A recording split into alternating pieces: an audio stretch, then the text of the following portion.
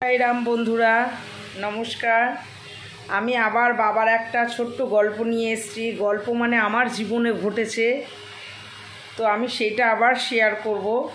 তো এর আগে তো পার্ট 1-এ আমি আপনাদের বলেইছিলাম যে আমি আমার পার্লারের ক্লায়েন্ট, তার সাথেই আমি ক্লায়েন্টের বান্ধবী, তার সাথেই আমার বন্ধুত্ব হয়। এবং আমি 2014 সালে শিরডি যাই। তো শিরডিতে যখন যাই, প্রথম দিন যখন আমি গেছিলাম, আমি তো কিছুই জানি না। তো যাই হোক, আমার বান্ধবীর সঙ্গে যখন আমি যাই, গিয়ে যখন ফার্স্ট বাবাকে দর্শন করতে যাই, সমাধি, বাবার যেখানে সমাধির মন্দির আর কি, বাবা যেখানে এখনও বিরাজ করছেন, পুরো শিরডি আহমেদনগরে বাবা বিরাজ করছেন এখনও এবং করবেনও। তো যখন নাকি আমি আমার বান্ধবীকে নিয়ে যাই, ওখানে তো কোনো অভিজ্ঞতাই আমার ছিল না। 3-4 ঘন্টাও লাগতে পারে বাবাকে দর্শন করতে গেলে, আবার এমনও হতে পারে যে আধ ঘন্টার মধ্যেও হয়ে যায়, যেতে পারে। তো যাই হোক, যখন নাকি বাবাকে দর্শন করলাম, সে তো কি বলবো বন্ধু, বাবা যে এইভাবে আমাকে টানবে, এইটা তো সত্যি ভাবার বাইরে। তো যখন আমরা বেরাচ্ছি, তখন আমার বান্ধবী, বললাম না হেভি ওয়েট, তো ও তখন বললো যে দাঁড়া, আমি একটুখানি এতটা হেঁটে যেতে পারবো না। তখন ওখানকার যে সিকিউরিটি গার্ড আছে, তাকে আমি যেয়ে বললাম যে এরকম উনি হাঁটতে পারছে না, তো আমাদের এই গেট দিয়ে বেরাতে দেবেন। ওখানে 4-5 এরকম 1, 2, 3, 4, 5 করেও নানান রকম গেট আছে বাবার কাছে যাওয়ার, বাবাকে দর্শন করার। তো ওনারা বললো যে ঠিক আছে, ওনাকে একা চলে যেতে বলুন। আমি বললাম উনি একা হাঁটতে পারবে না, আমাকে ওনার সঙ্গে যেতে হবে। বললো ঠিক আছে যান। যখন ওকে নিয়ে বন্ধুরা বেরাচ্ছি, এত আপনাদের তো আমি ওইভাবে বলতে পারবো না, কিভাবে আমার জীবনে বাবা এসছে সেটাই আপনাদেরকে আমি তুলে ধরতে চাই। ও আর আমি যখন আমরা গেট থেকে বেরিয়ে গেলাম, বেরিয়ে যখন আমরা গল্প করতে করতে আসছি, হঠাৎ আমার মনে হলো আমি একটা অরেঞ্জ কালারের কি দেখলাম। তো আমি ওকে কিছু না বলে, ও এগিয়ে যাচ্ছে, আমি পিছিয়ে গেলাম। পিছিয়ে গিয়ে দেখছি গাছতলায় এরকম সাইজের একটা বাবা বসে আছে। আমি সঙ্গে সঙ্গে কোলে নিয়ে একদম বাবাকে চাদরের মধ্যে নিয়ে আমি ওর সঙ্গে গল্প করতে করতে যাচ্ছি। যেহেতু আমার কোনো অভিজ্ঞতা নেই, আমি ভাবছি যে এখন যদি কেউ দেখে, যদি ওই বাবাকে নিয়ে নেয়, আমি বুঝতে পারছিলাম না। যখন মন্দিরের বাইরে পুরো বেরিয়ে গেলাম, তখন আমার বান্ধবী, ওর নাম মৌ, ওকে আমি তখন বললাম যে মৌ দেখ, আমি বাবা, এটা বাবা, দেখ বাবাকে আমি কি বলবো, পেয়েছি বলবো কি আমি জানি না, বাবা এসছেন। তখন ও দেখে তো অবাক হয়ে আমাকে বলছে কি বলছিস, কই তুই তো আমাকে বললি না। আনলাম হ্যাঁ, তুই এগিয়ে যাচ্ছিলিস, আমি একটু পিছিয়ে দেখলাম বাবা, আমি তোকে আর বলিনি, আমি নিয়ে নিয়েছি। তো বাবা এইভাবেই আমার জীবনে এসছে। আর তারপরে আমরা তারপরের দিন শনি সিঙ্গাপুর গেছি। শনি সিঙ্গাপুর আপনারা সবাই জানেন, নাসিকে যেখানে বড় বাবা বিরাজ করছে।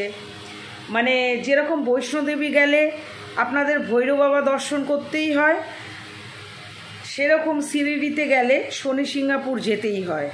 তো শনি সিঙ্গাপুর যখন গেছি, এবার ওখানে যখন গেছি, বা বন্ধুরা কি বলবো, এইরকম ছোট ছোট তেলের শিশি, সেই তেলের মধ্যে সর্ষের তেলও আছে, তিল তেলও আছে। আপনারা তো সবাই জানেন যে বড় বাবাকে তিল তেলও দেওয়া হয়, সর্ষের তেলও দেওয়া হয়, কালো তিলও দেওয়া হয়। তো ওখানে সব দোকান সামনেই রয়েছে। তো আমার বান্ধবীর সঙ্গে আমি গেছি। যখন আমার বান্ধবীর সঙ্গে আমরা তেল ঢালা হয়ে গেছে বড় বাবাকে, এবার ঢেলে যখন এবার তেলের শিশিটা না আমি ফেলিনি, এত সুন্দর ছোট্ট, আমার এত কিউট লাগছিল, মনে মনে ভাবছিলাম কি তেলের শিশিটা কি আমি নিয়ে যাব। বলতে বলতেই কিছুটা যখন বেরিয়েছি, সঙ্গে সঙ্গে আমার আর এক বান্ধবী, যার সঙ্গে আমি যে গেছি মৌ, তার বান্ধবী, সে এখন আমাদেরও বান্ধবী, তো তার নাম মৌমিতা। সে তখন ওই মৌকে ফোন করে, কিরে কী করছিস? তখন ও বলছে যে এই তো শনি সিঙ্গাপুরে এসছি, বাবাকে এই জাস্ট তেল ফেল ঢেলে আমরা এখন ফিরবো। তখন ও বলল শোন না, শিরডিতে গিয়ে চাউরিতে বা দ্বারকা মায়ের থেকে বাবার তেল নিবি, কেননা যাদের নাকি খুব গা হাত পা ব্যথা হয় তাদের জন্য ওই তেলটা খুব উপকারী। বন্ধুরা এবার ওইটা শোনার পরে এবার বড় বাবার থেকে তো কোনো কিছু আনতে নেই, আপনারা সেটা জানেন, সেগুলো ফেলেই আসতে হয়।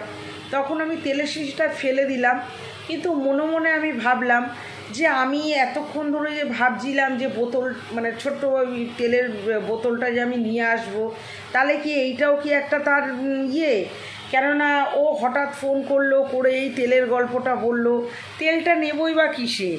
যাই হোক, আমি ওই বোতলটা ওই বড় বাবার ওখানে ফেলেই আমি চলে এসেছি। এবার এটা তো সকালের ঘটনা। আমরা যখন সন্ধেবেলা এবার আমি আর আমার বান্ধবী মৌ যখন আমরা চাওয়ারি যেখানে বাবা বিশ্রাম নিতেন সেখানে আমরা যখন বসেছি, বসে এবার একটু দূরেই বসেছি, মন্দিরের ভেতরে তো খুব একটা বসতে দেয় না, জাস্ট প্রণাম করে 5 থেকে 7 মিনিট বসতে দেয়, তারপরে ওরাও উঠে যেতে বলে। তো আমরা একটু দূরে যখন বসে রয়েছি, এবার আমি আমার বান্ধবীকে বলছি এই চল একটা জলের বোতল কিনে জলটা খেয়ে ওই বোতলে বরঞ্চ পণ্ডিতজিকে বলবো, ওখানে তো আর ঠাকুরমশাই বলে না, পণ্ডিতজিকে বলবো তেল দেওয়ার জন্য। বন্ধুরা আপনারা বিশ্বাস করবেন না, ভাববেন আমার এইটা গল্প কথা, কিন্তু মানে এই যে বাবা আমার গায়ে রয়েছে, আপনারা জানেন আমি মিথ্যে বলি না, একদম পছন্দও করি না মিথ্যে বলার। কেউ আমার সঙ্গে মিথ্যে বলুক আমি সেটাও পছন্দ করি না।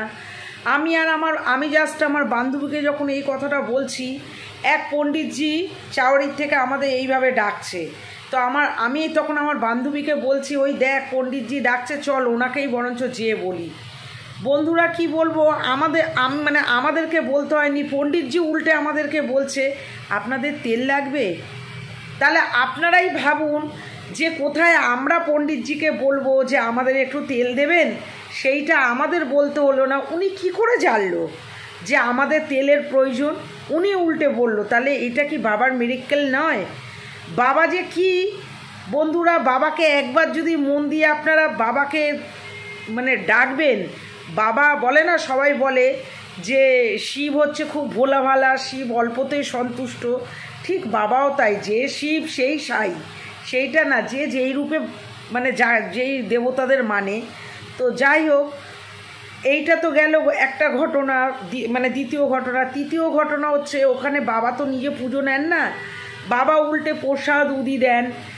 এবার সেখানে বাবা চায় যে দুস্থ গরিবদের যে আপনারা যদি খাওয়াবেন, বাবা তাতেই খুশি, বাবা নিজের জন্য কিচ্ছু চায় না, বাবা খুব অল্পতে খুশি। বাবা বলে শুধু মন দিয়ে আমাকে ডাকো তাহলেই হবে।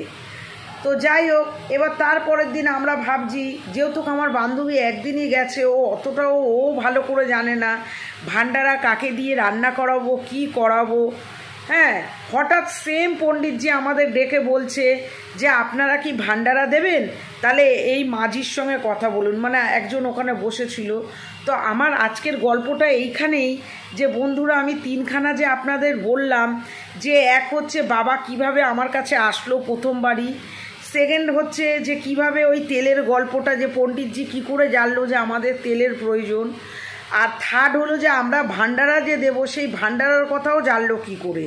তো এইটা বাবা দেখুন, আমরা মনে মনে ভাবছি, আর বাবা কিন্তু বাবা দেখুন, ভগবান বলে না মানুষের মধ্যে নারায়ণের বাস, হয়তো বাবাই হয়তো ওই সিকিউরিটি গার্ডকে দিয়ে আমাদেরকে বলাচ্ছে। তো এইটুকুনই আজকের গল্প, এরপর অন্য কোনো কাহিনী নিয়ে আমি নিশ্চয়ই আসবো, সত্য ঘটনা নিয়ে আসবো। আজকে এইটুকুনই, যদি ভালো লাগে আমার সঙ্গে থাকবেন, নেক্সট স্টোরিও আমি বলবো। তো এই হচ্ছে বাবা, এই হচ্ছে সাই বাবা, যে অল্পতেই খুব খুশি, যাকে কিচ্ছু দিতে লাগে না, শুধু মন দিয়ে বলো ওম সাইরাম, এইটা বললেই সে খুশি হয়ে যায়। তো আজকের গল্প এইটুকুনই বন্ধুরা, ওম সাইরাম, ভালো থাকবেন।